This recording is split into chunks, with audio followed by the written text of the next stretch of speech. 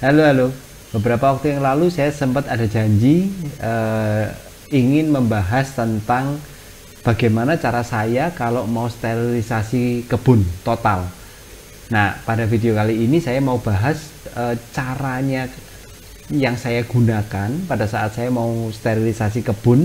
Tapi di sini saya fokus kepada sterilisasi total ya. Jadi dianggap kebunnya mau dikosongkan, setelah dikosongkan semua betul-betul disterilisasi total termasuk di semua instalasi-instalasinya. Video ini dipersembahkan oleh paramudita.com. Berhidroponik menjadi semakin mudah.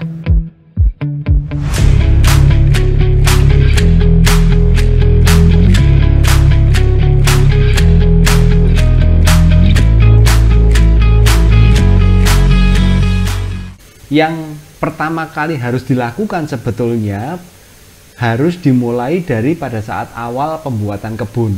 Jadi pada saat awal pembuatan kebun itu kita harus sudah memang merencanakan semuanya. Jadi mulai dari instalasi-instalasinya itu memang sudah didesain untuk bisa disterilisasi total seperti ini. Jadi untuk Anda-Anda yang memang baru berencana membuat kebun, bisa mendengarkan video ini sehingga pada saat Anda mau menuangkan ide-ide Anda di dalam sebuah instalasi di kebun, itu bisa memasukkan poin-poin yang akan saya bahas ini. Pertama, harus dari instalasinya yang memang sudah siap dan bisa memudahkan pada saat kita mau sterilisasi. Nah, saya ada beberapa foto-foto yang bisa mendukung nantinya sehingga Anda punya bayangan yang lebih jelas. Jadi ini adalah instalasi di kebun saya. Saya kasih gambaran aja supaya yang penting Anda bisa menangkap esensinya sehingga Anda bisa menerapkan di kebun Anda masing-masing ya. Jadi ini instalasi saya, arahnya aliran air adalah dari titik ini menuju ke pembuangan yang ada di ujung. Langkah pertama pada sterilisasi total jelas pada saat instalasinya ini sudah kotor, Anda pun harus bersihkan total. Pada saat membersihkan biasanya saya hanya menggunakan HCl. Jadi saya menggunakan HCl murni, saya taruh di botol yang ada lubangnya kecil sehingga bisa saya kocor pelan-pelan sedikit-sedikit, lalu instalasi itu saya kuas.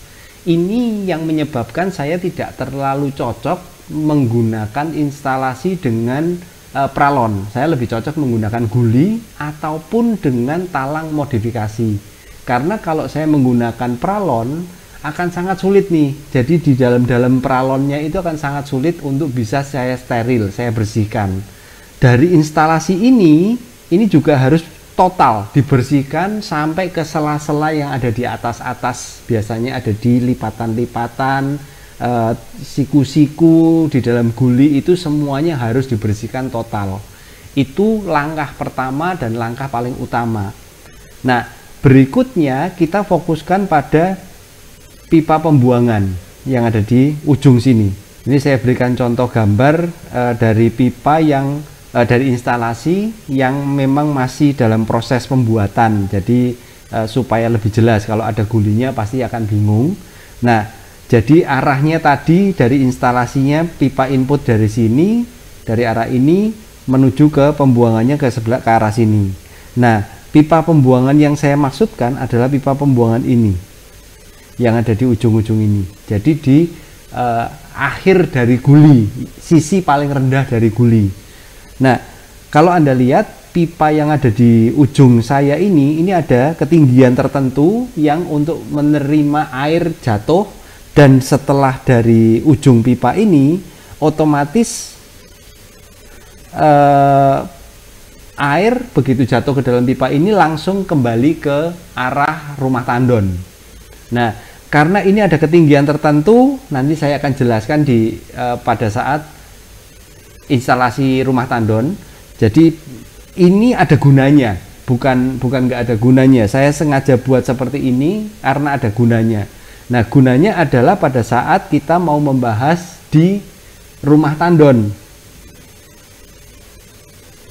Jadi pipa yang pembuangan tadi yang dari kebun itu kembalinya airnya semuanya ke pipa yang ini.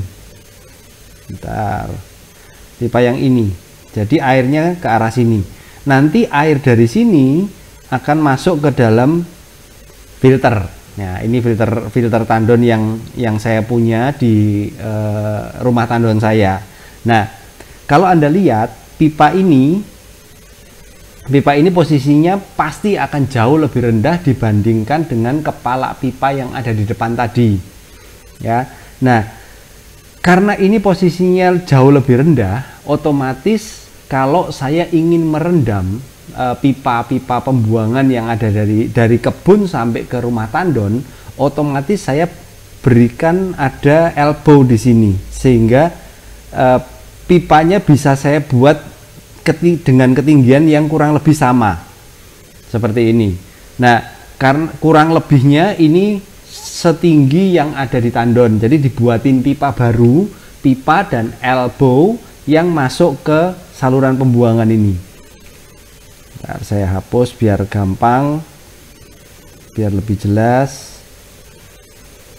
Nah, jadi kita buatkan L di sini. Setelah itu ditambahin pipa ke atas. Jadi posisinya seperti ini.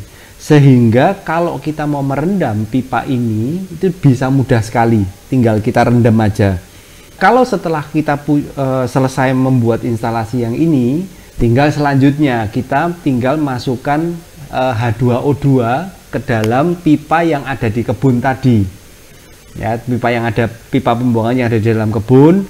Biasanya saya karena kebun saya nggak terlalu besar dan emang instalasinya juga cuman segitu-segitu aja, biasanya saya menggunakan H2O2 yang 50% murni.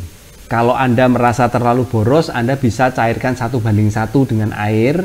Anda bisa masukkan ke dalam pipa pembuangan yang ada di tandon tadi, di kebun tadi. Jadi Anda isi semua sampai pipa-pipa ini terendam penuh. Makanya harus ditinggikan di pipa pembuangannya supaya airnya nggak kebuang keluar. Nah, setelah H2O2 nya dimasukkan, memang butuhnya agak banyak. Betul, memang saya tahu butuhnya H2O2 pasti akan ada beberapa liter.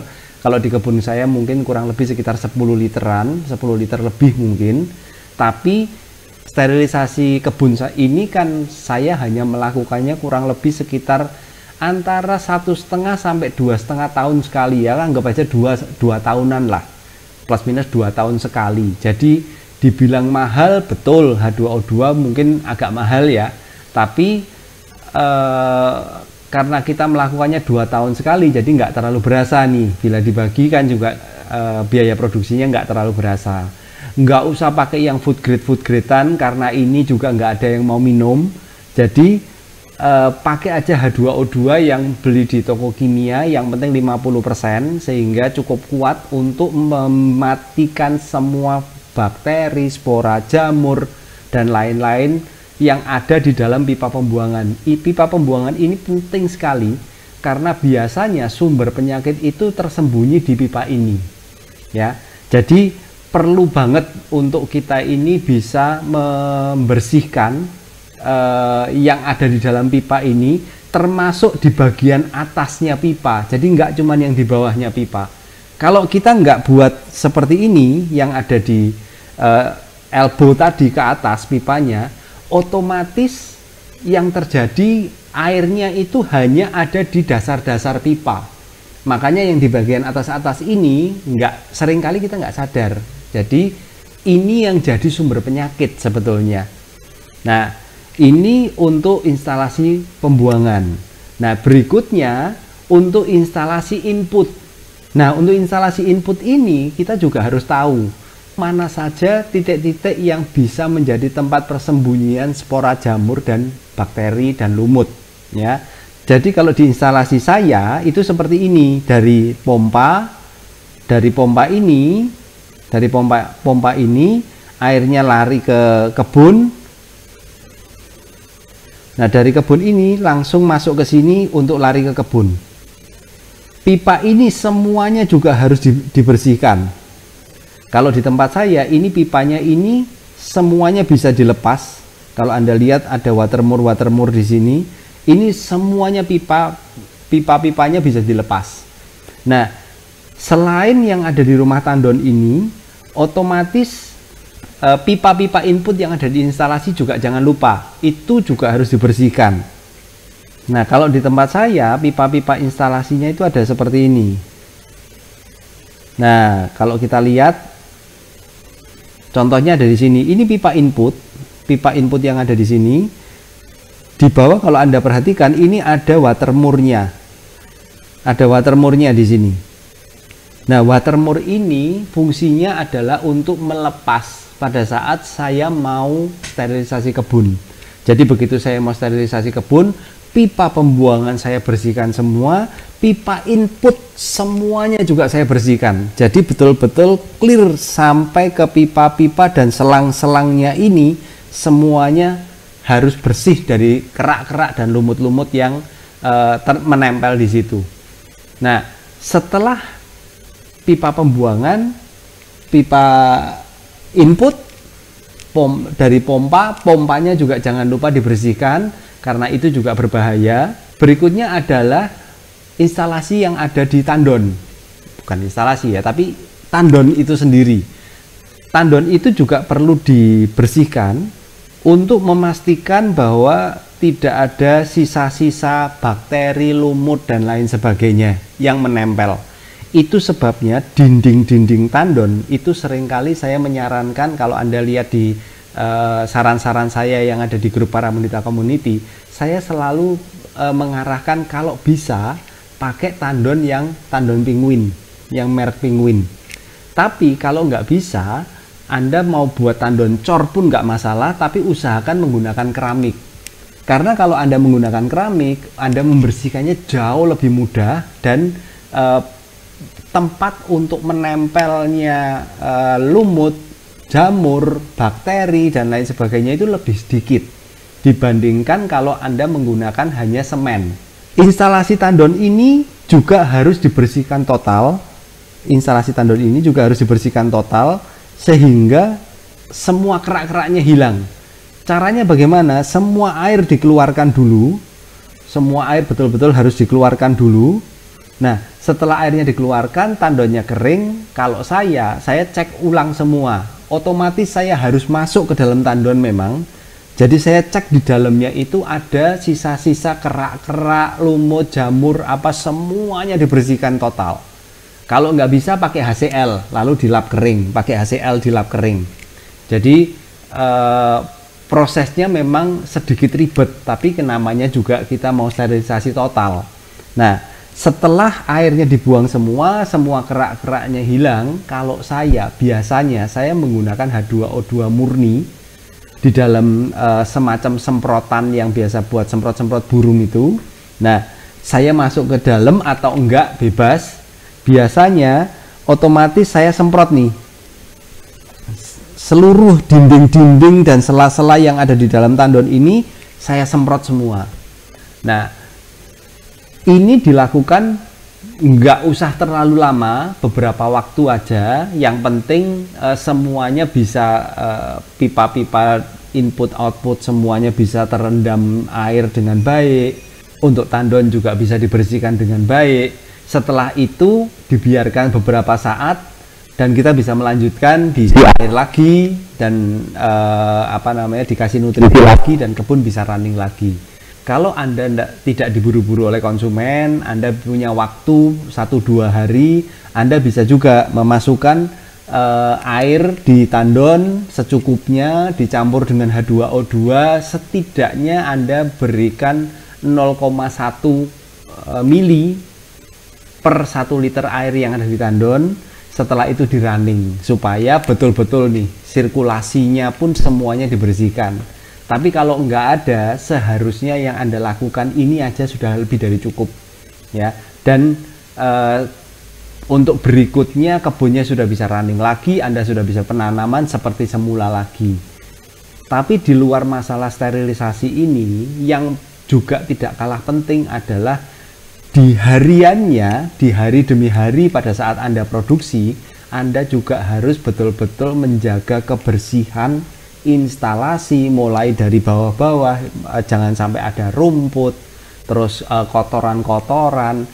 Rutinlah membersihkan guli, jangan ikutan teman-teman yang setahun 2 tahun nggak pernah bersih-bersih guli, karena semakin lama Anda nggak membersihkan guli, otomatis itu kerak-keraknya semakin menempel dan semakin sulit lagi Anda membersihkannya. Saya rasa ini yang bisa saya bagikan. Nanti kalau ada yang kurang jelas silahkan tanya di kolom komentar. Kalau memang masih terlalu sulit untuk dipahami, nanti saya buatkan videonya lagi supaya Anda benar-benar bisa mensterilisasi kebun Anda itu benar-benar bersih, total, dan aman di setiap penanaman Anda. Saya Andrew Tang, salam satu tandon.